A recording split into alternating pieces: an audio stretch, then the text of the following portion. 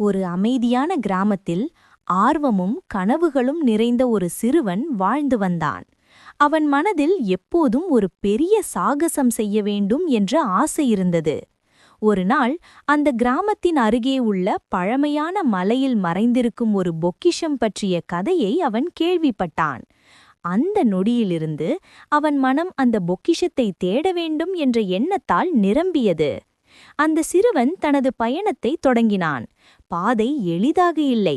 அடர்ந்த காடுகள், உயரமான மலைகள் மற்றும் சறுக்கும் கற்கள் அவனின் வழியை கடினமாக்கின. ஆனால் அவன் மனம் தளரவில்லை.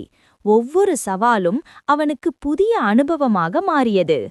பயணத்தின்போது சில இடங்களில் பொய்யான வழிகாட்டிகள் மற்றும் தவறான பாதைகள் அவனை கவர முயன்றன.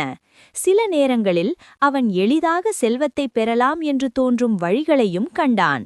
ஆனால் அவன் மனதில் ஒரு சிறிய ஒளி இருந்தது. அது நேர்மையின் ஒளி. அந்த ஒளியை பின்பற்றி அவன் சரியான பாதையை தேர்ந்தெடுத்து முன்னேறினான். அவன் யாரையும் ஏமாற்றவில்லை.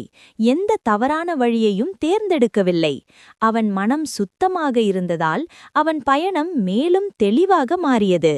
இறுதியில் அவன் அந்த மறைந்த இடத்தை அடைந்தான். ஆனால் அங்கு அவன் எதிர்பார்த்தது போல தங்கமும் வைரமும் இல்லை. அங்கு இருந்தது ஒரு பழமையான செய்தி.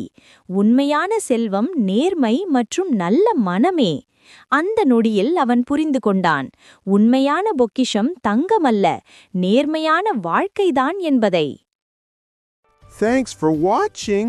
Subscribe me.